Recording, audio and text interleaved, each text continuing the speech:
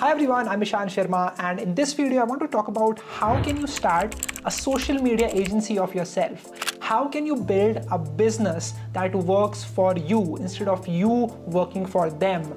This is a comprehensive guide, a 7-step process that you can follow and replicate and build a successful media agency. I'll be sharing all of the lessons that I have learned over the past 1.5 years of running my own agency, marketup.in, and what lessons I learned through it, as well as what mistakes I made is what I'll be sharing with you today in this video. The first question you might be having is, why do you need to start a business? Why can't you just graduate from your engineering college, get the degree, and get a safe job as an engineer? What's the harm in that? Well, here's how I think of it, right? I think that it is unfair for you to be working 5 days to get 2 days of freedom, right? People work from Monday till Friday and then party and have all the freedom that they want from Saturday till Sunday. Working for 5 days to get 2 days of return that you can do whatever you want in is an unfair trade-off. Also, when I observe people and how they live their life, it's a very typical map that everyone will tell you. When you get into a college, you get a degree, you work for the next 40 years, and then you retire. And then at that point, you would have built enough corpus that will last you the next 20-30 years of your life, however long you are alive, right?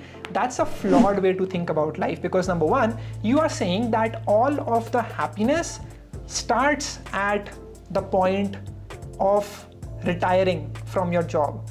That is when you would have enough money. That is when you would have enough freedom. That is when you would have enough happiness. But what is the point of sacrificing your today, working in a dead-end job, doing something that you hate, under a boss that you don't like, so that at the end of your corporate life, your real life will start, your real freedom will begin? That is an unfair life. That is an unfair trade of value. And because of that, I took a different path.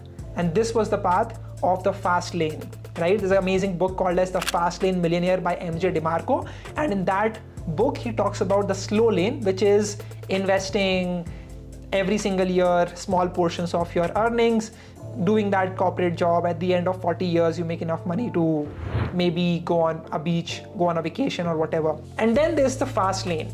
This is where the new riches are made. This is where you would find multimillionaires in their 20s living their best life. All the things that you want to do, the freedom that you want to have, is best utilized in your youth. Yes, you would have a ton of money and you would have all the freedom in the world when you're 60 or 70, but what do you do at that time?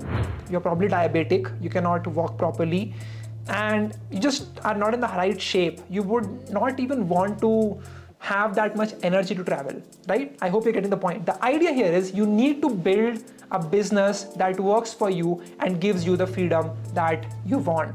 This is not gonna be easy. This is not gonna be the path that everyone tells you to take, but this is absolutely the path that will lead you towards your freedom, towards your financial independence. Now, many of you want to become freelancers. I get messages from you every single day about how to start freelancing, how to get your first freelance client, how can you boost your earnings. Well, to you, I want to talk about this brand new platform for freelancers and remote workers called as Contra.com. Contra is a one-stop platform for freelancers from the field of engineering, design, video editing, music, and much more. Contra is the OG matchmaker. It connects you with your dream clients by bringing tailor-made opportunities just for you. Contra allows you to build a personal website of yourself wherein you can list all of your projects, all of your services, about you, and much more. Contra will also help you with managing your workflows, your projects, as well as your payments. And the best part of it all, Contra is a commission-free platform. You pay 0 commissions whenever you work with a client. While other freelancing platforms will charge you over 20% of your hard-earned money, Contra charges you 0. So what are you waiting for? Boost your freelancing career by making a free profile on Contra.com and start getting opportunities right away. The link is in the description, and now let's get back to the video. Now that you've understood my rationale behind why you need to start a business,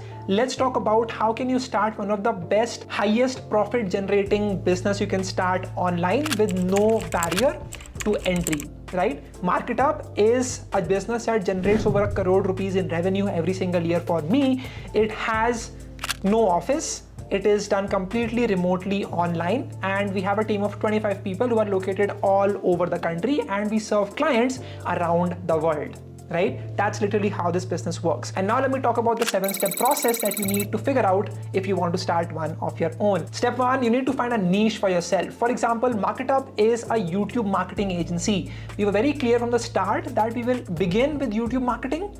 Then later on, we can transition into broad categories, but we want to first focus on this one niche particularly, and that is what we ended up doing. Talking about a few categories that you might want to start your agency in, it's very simple. First of all, it would either be an email marketing company, it could be a course creation agency. Basically, you're helping people and brands create and sell their courses and optimize their funnel. Essentially, there is a lead gen or performance marketing agency in which you are basically working on cost per acquisition basis. That basically means that for every customer that you give to your client, you take a particular cut. This is the affiliate marketing model essentially. Or you're having a website or a platform through which you are driving traffic to someone else's business, right? You are doing lead gen for them essentially. You can also start a social media marketing agency, which, as the name suggests, helps companies with managing their social media profiles and growing them at the same time. You can also offer video editing services, right? Now, due to the high rise in the video consumption on the internet,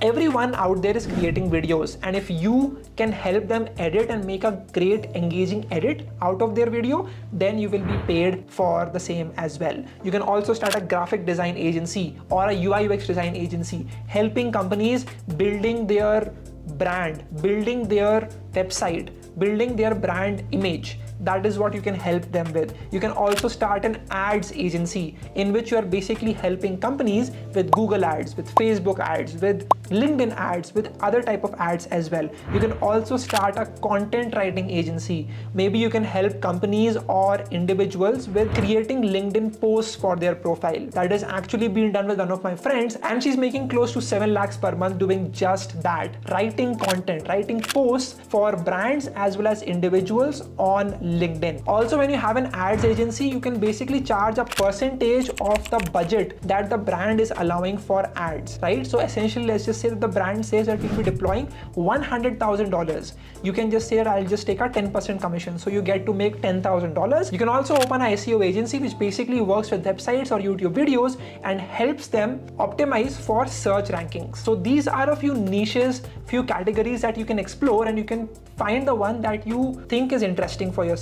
Like for me, for what I had learned, YouTube marketing was the best way to move forward, right? And don't ever think that कोई एक niche दूसरे से छोटी होगी, right? Every category has the potential to make big money for you. Granted, you know how to use it in the best optimal way. Step 2, you can start learning about this category, right? That is the most important thing. Before you start your own agency, learn about the basics of this industry and how it really works. You can do that through Twitter threads, courses, YouTube videos, through podcasts. The idea here is to understand how this industry really works and what is it that the clients are suffering with the most. Learning that is crucial.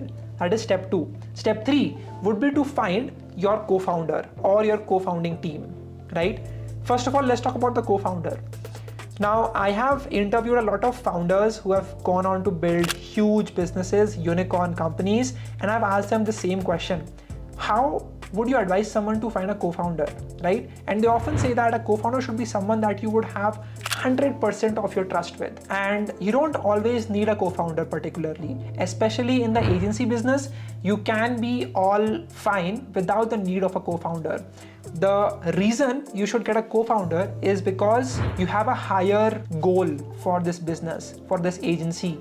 And you know that you want to focus on what you do best. If you know your weaknesses, if you are aware of your strengths, then you can make a decision that this is what I will prioritize and the rest will be handled by my co-founder who I have blind trust over. The best co-founders that you can find are going to be your own friends who share a similar vision, who have a common goal attached with you, right? Like my college roommate, Saransh, also wanted to help companies grow on YouTube, grow on Instagram, and hence both of our goals aligned and we built MarketUp from scratch. Now, having your goals aligned is super important. You can't just be like, I want to do this for money and that is the end of the chapter, because when you have money as your goal, you will often struggle when there are hard times, when customers leave, when something bad happens, when the team members leave.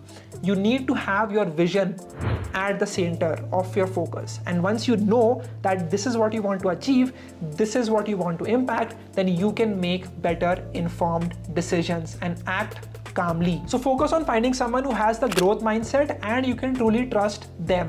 The skills can be learned later, but the first thing is the trust. And are you enjoying their company or not? The fourth step is to hire your team members, is to hire your first founding team. How do you do that? Well, you can do that through a couple of different ways. You can go on LinkedIn, you can make a post about hiring. You can go and ask your own connections. You can ask your own circle about, do you know a good video editor? You can also search for that keyword, Facebook Ads Manager, on LinkedIn, on Twitter, and start DMing people who you think can be a great addition to your team. You can also hire your friends from college who are passionate about building what you are trying to do and then work with them. But when you do work with them, make sure that there is a division between your private life and your business life. Because when these two have a blurred line in between, things don't work very well. Right? And I've seen multiple examples of things going south because there was no clear distinction between the two. What you should be looking for in team members is the spirit to keep learning. They must have the hustle. They must have this will of constantly learning and sorting things out. जो जुगाड़ वाला mindset होता है ना, you need to have that in your team members. All the team members that we currently have at MarketUp are not from the known colleges. They are not from the IITs, NITs, BITS or something like that. They are from the lesser known colleges, but they know how to hustle. They know how to get their job done, and that is why they work with us. Step 5 is to build a portfolio, build a website, or build a case study when you start the company. Let's just say you're working as a graphic designer and now you want to start an agency. The first thing you must do is to build a website and build a portfolio of the work that you've done before. If you are joined by 2 other graphic designers in your team, include their work as well.